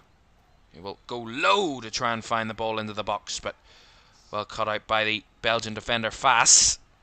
As Teat lifts it over the top, trying to find Doku down the left-hand side. Nicely taken down by the City winger. Doku stepping his way through and again try to find Lukaku, but not great movement by Belgium centre forward again. If he can make a bad move, he's made it every single time this afternoon. I mean, when is he ever going to get a break in this group? Not only has he had 3 goals disallowed, but every single pass that he is receiving today or is being sent his way is just not falling for him. That's what it takes at this level. You have to be clinical. You have to finish. You have to step up in the right moments and be counted. Here's De Bruyne, a man who knows how to step up and be counted. Fass. Now Amadou Onana to Carrasco eventually gets it. Carrasco has the shot. Good save by Trubin. Out it comes to Doku again. A bit of energy about Belgium now. Doku right a few challenges. Doku's shot charged down again. Onana better from Belgium. As Carrasco now De Bruyne lifts it out to the left hand side and hooked away by Timchik, who defended it well. And they clear their lines, Ukraine once more, as Belgium get themselves in a muddle. And here comes Dovbyk breaking forward. This could be a huge moment for Ukraine. Artem Dovbyk cannot get past Fass. Should have attacked a lot quicker, Dovbyk. And again, his indecisive nature lets him down. He did the same thing in the first half, causing problems for those 2 centre defenders from Belgium. They get themselves in a muddle, Fass and Vertonghen. Really good run by Dovbyk, but he gets in the box and he doesn't know what to do. Lack of composure again. It's that clinical edge that both sides are missing at the moment, but Carrasco had a very good effort for Belgium about a moment or two ago. Forced a big save from Trubin. But they could have found themselves in a very bad moment, Belgium. Still alive here for Ukraine from the throw-in. Flicked on by Dovbyk. Tried to get past the keeper. Castells made the save. Again, a good moment for Ukraine. They need to win at the moment as it stands. Zinchenko across the deflection into the hands of Castells. But Dovbyk's had 1 or 2 good chances in the last few minutes. That one a lot better. He found himself sandwiched between 2 Belgian players again, and it's Fass who has to make the stretch to clear it away, but Belgium are on the ropes there for a moment. And that's one thing that Belgium need to be wary of. Remember, if Belgium were to lose, with the other game being a draw, the same for Ukraine, but if Belgium were to lose this match, with Slovakia and Romania drawing elsewhere, Belgium would finish bottom of the group. It is that tight, it's that close, that 1 goal could decide the outcome of this group right now. It's that close. Nice work between Zinchenko there. Into the place for Matvienko. Sudakov. Back the way it comes of Stepanenko. Flicked forward by Zabarny, but Teat there to intercept for Belgium. Brought down by Doku, but run into problems, although Doku kept the possession for at least another few seconds. But hacked at again there was Jeremy Doku.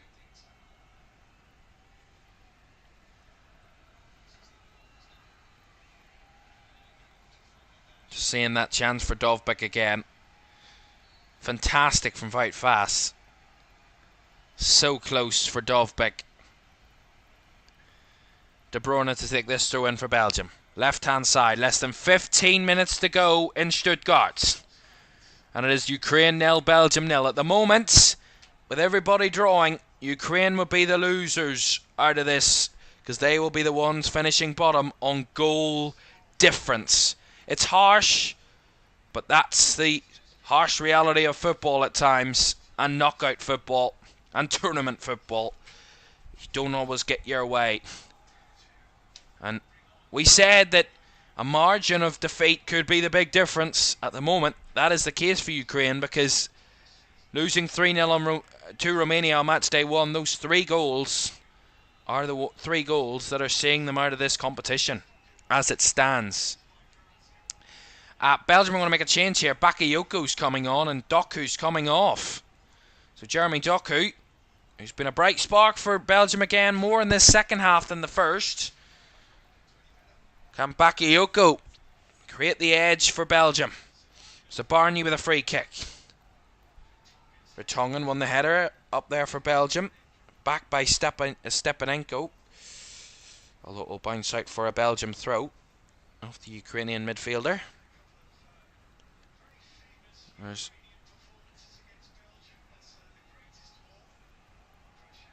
Andrei Shevchenko there in the crowd. The Ukrainian. Serhiy Rebrov, the Ukrainian head coach, overseeing his side at this moment, will be knocked out of the competition. Remember, it's still level elsewhere in Frankfurt between Slovakia and Romania. A change in that game would change the outcome of this result and on the outcome of this group. Same it would do here.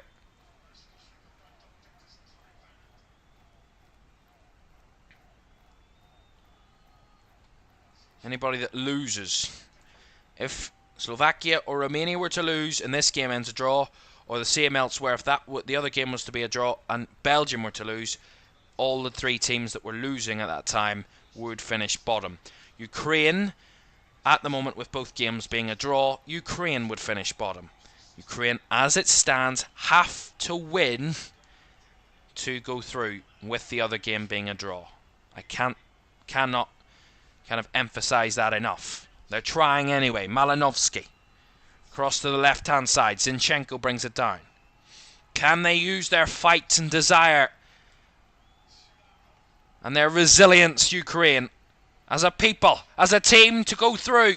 Here they're in the box. Dovbyk trying to break the space, and the shot took a deflection, I believe. Hit the side netting. Should be a corner here to Ukraine. Say it again. And Dovbyk, really good work through the midfield there. And Dovbyk just tried to squeeze it round Vertonghen to get the shot. I don't think it took a deflection. Yeah, it didn't. Goal kick. But he's trying. It's not for a want of trying from Ukraine at the moment. They are pushing and trying their utmost hardest. But at the moment, it's just not getting it for them at this moment in time.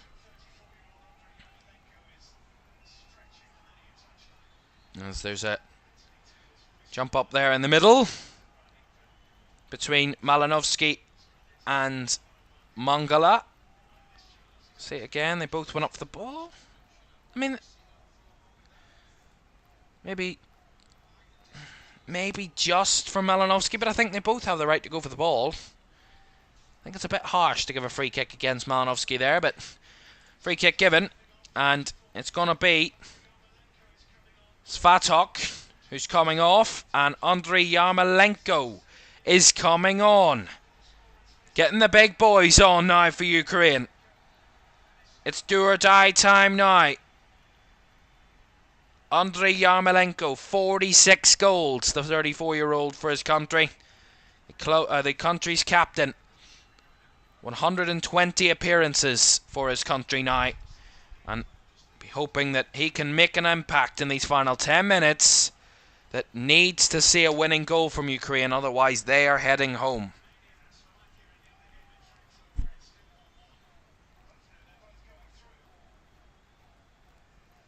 At the moment, Slovakia and Romania know that they could just see out a draw and both head through to the knockouts. It's all on Ukraine.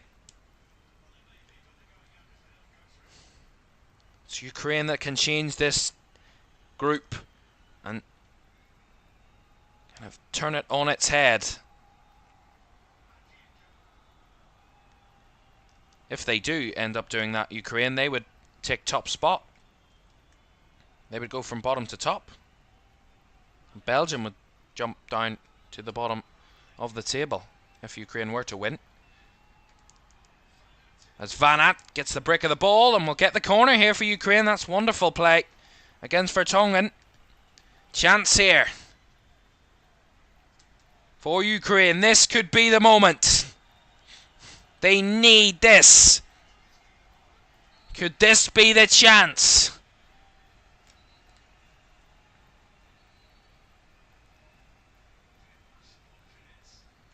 This would be absolutely huge if it was to be the moment for Ukraine.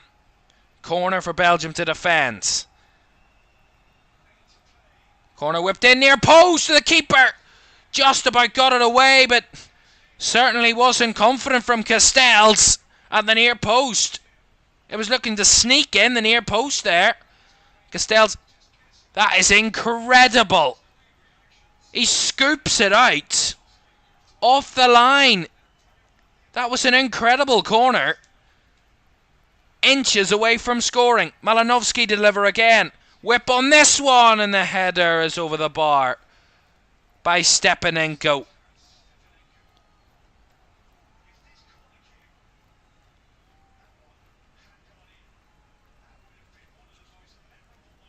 I mean, if that is snuck in, that's so close. That's incredible from Castells. To scoop that out off the line and put it behind for the corner is incredible from that position. If that had went in, that would have been one of the most remarkable, unforgettable moments in the European Championships ever. Because of how huge that goal would have been. But inches the difference there for Ukraine. Literal inches. As Belgium will get the throw in here, but Timchik has gone down. He is back to his feet. Maybe a bit of cramp for Timchik. They have run incredibly hard today, Ukraine. You can't fault their fight today. They have worked ever so hard, but at the moment, they're not heading through. A draw could be enough if a winner is found between Slovakia and Romania, but at the moment, with those two teams drawing elsewhere, a draw would see Ukraine knocked out, eliminated. Teat, Onana, Artur Teat. He has to retreat backwards. Ukraine are pushing up again, and Vertonghen has to go back to his keeper, Castells. Maybe a bit more nervy from Belgium. Castells goes long, easily taken down at the back there by Ukraine. Zabarny, chested forward by Zinchenko, but too far forward, cut out by Onana. Again, Ukraine trying to break through. Malinovsky with wonderful work in the middle. Stepanenko just skips around. Yarmolenko now, breaking forward for Ukraine. Yarmolenko's shot is easily charged down, as it will go out for the throw-in. Timchik. Ukraine continuing to battle on. 5 minutes plus additional time.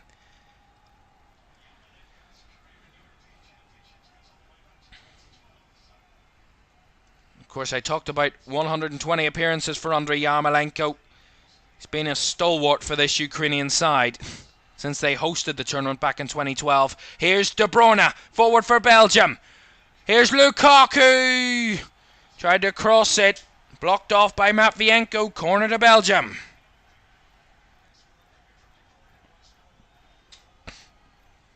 But again, Belgium's attack and play all coming through Kevin De Bruyne. Time and time again, I said he would be the key to unlocking this Ukrainian defence for Belgium. And again, he's creating good chances. And he has a set piece to take here. The Belgian captain, De Bruyne. A win for Belgium would put them top. The moment they're second and heading to face France in the round of 16 as it stands. As they have to go all the way back from their own corner there, Belgium. That's really not got a good response from the crowd, and it puts them under more pressure. Zinchenko. Sudakov now. Out to the right. Yarmolenko's in space. Deft touch. Played forward. Here's Van Aert. Back to Yarmolenko, who whips it in. Up in the air by Onana. Still not cleared by Belgium. Fass. Bouncing ball. Teat overhits it. Yarmolenko with a lovely takedown. Yarmolenko. Headed away by Vertonghen. As De Bruyne again gets Belgium away. And now Carrasco. He's got Lukaku and De Bruyne with him. Got two options. Feeds in De Bruyne. Just overhit that one. De Bruyne steps in field. The shot is wide from... I think that was Bakayoko. It was. That could have been that. Chances at either end here in Stuttgart. Ukraine at one end. And Belgium right back up the other. Laid off by De Bruyne. And Bakayoko's strike wide. Again, lack of clinical finishing. Letting both teams down at the moment. Both certainly not convincing. Defensively anyway, late on. Holding on. Timchik. Nice ball wide. Chance to whip it in. Cross comes in, taken down by Dovbyk. Cuts it back. The shot! Blocked. Malinovsky with a rocket, but blocked. And it's took a full whack there as Timothy Castagna, and he's gone down. He took a full whack from Malinovsky there in that shot. Completely put his foot through it. Absolutely bulleted it right at Timothy Castagna. He took full pelt of that. Had to block it. Just see the goal line technology from this Ukrainian corner a bit earlier. Oh my goodness me. It is millimeters of a difference. It is literally nothing in it. It's so close. The ball was well on the line, but it didn't fully cross the line, of course, which is the distinction. But it's so close. And if they do go out, Ukraine, it will be the most painful way. The fact that they could have had a late winner from a corner that would have been one of the most memorable moments of European Championships history. Here's Dovbyk. Couldn't bring it down. It was Zinchenko, sorry, that time. Couldn't bring it down. Goal kick. Time is running out for Ukraine. But they'll not fight. They'll not give up the fight till the very last whistle. Till the very last moment. Till the very last kick of the ball. Belgium are going to make a change here. Romelu Lukaku's coming off. And Openda is coming on. Luis Openda on for Romelu Lukaku. There will be added time to come very shortly. Added time as well in Frankfurt incoming between Slovakia and Romania. Remember, with both games ending in a draw, Ukraine will be out. Romania would win the group. Belgium would finish second, and Slovakia would qualify to the knockouts via a third place finish. But will be one of the tightest deciders ever in European Championships history, with all four teams finishing the group on 4 points as it stands. How long's to be added on then? 4 minutes for a winner to be found here in Stuttgart. Is there enough time for a winner? Belgium's winner, if they were to get it, would send them top and confirm Ukraine's elimination. Carrasco went down in the box, rolls around the floor, wanted a penalty, but the referee saw nothing as Ukraine come away with the ball.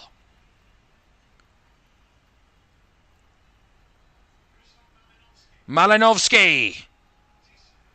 Nice ball into the area. Shot. The run. Oh, straight down the keeper's throat. That is another huge moment. Castell's in front of it and Sudakov He could have sent Ukraine into delirium there. A much better strike would have tested Castells, but the strike straight down the keeper's throat. Again, painful for Ukraine. Sudakov with the chance there.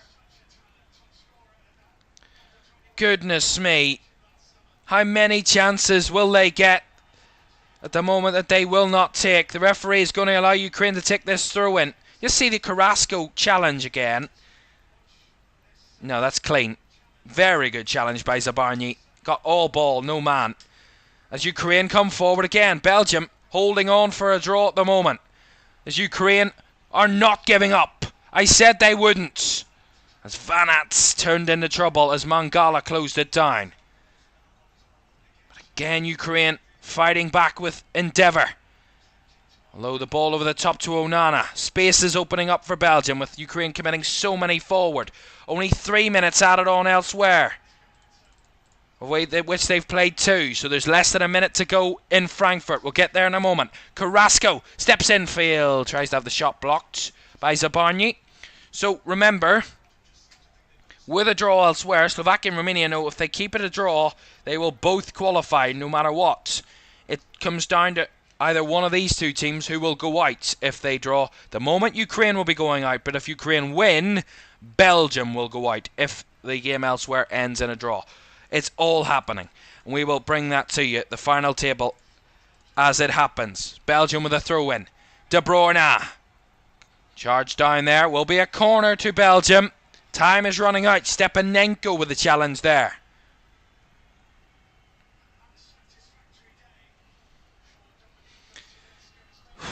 Belgium to take this corner.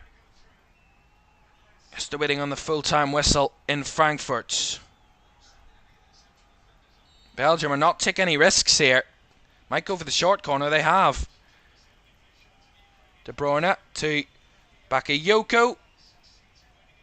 And it will be another corner, which Ukraine want them to take quickly because there's less than a minute left. Ukraine are desperate to get up the pitch as Bakayoko tries to hold them off. Did it go out? It stayed in. De Bruyne. And De Bruyne had the last touch. Goal kick Ukraine. It's last chance saloon for Ukraine. Is their last second drama again in the groups. Ukraine need there to be. A draw here is not enough. Trubin knocks it forward. Yarmolenko with a... Or Dovbyk, sorry, with a poor control. All the way through to Castells, who hoofs it up the pitch. As the clock is running out, Ukraine will have a throw. And the game between Slovakia and Romania is over. Done and dusted, so they're both through. It's between these two now. And that's the final whistle. Ukraine, in the most painful and unforgiving way, are out of the European Championships. They collapse to the floor in heartache and pain. Ukraine have fought ever so hard, have kept Belgium pinned. But it's not enough in the end. A draw wasn't enough if Slovakia and Romania drew elsewhere. And it's finished with Ukraine going out on goal difference. It is heartbreakingly painful for Ukraine. Wonderful for Slovakia, Belgium and Romania. Romania, who have topped the group on goals scored. All 4 teams in Group E have finished on 4 points. It is absolutely remarkable what we have seen in Group E. It will go down in history as one of the closest and well-fought groups in European Championship history.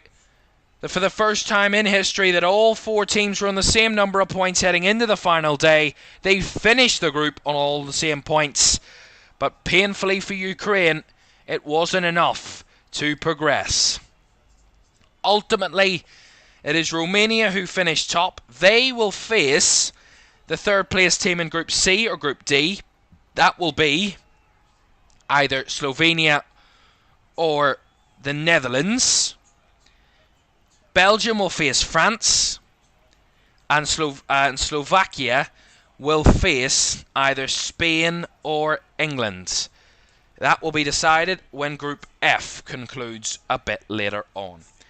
Heartache and pain for Ukraine, and celebrations elsewhere for Slovakia and Romania, because they have both drawn and gone through. Romania top of the group. Belgium certainly not upping their level and shocking us in a way that we were unexpected. But it's hard to feel not pain for Ukraine. You feel really hard done by, but if they'd have won this, they would have been through. They were inches away from getting that goal from the corner. And that is the moment that was the difference between Belgium going out and Ukraine going out. A draw for the Red Devils sees them through in second place to face France, regular foes. But the big story of the day, Slovakia and Romania are through in first and third in this group. Incredible. One of the most ridiculous, one of the most incredible, one of the most wonderful groups in European Championship history that will be remembered for a long time to come has finished with Romania top, Belgium in second, Slovakia in third through to the knockouts, and Ukraine heart-achingly out. Don't forget, Group F on the way very shortly. In about an hour's time or so, we will watch Georgia and Portugal. Portugal already top of Group F, and we will watch Georgia take on Portugal alongside Czechia and Turkey to decide who else will join Portugal.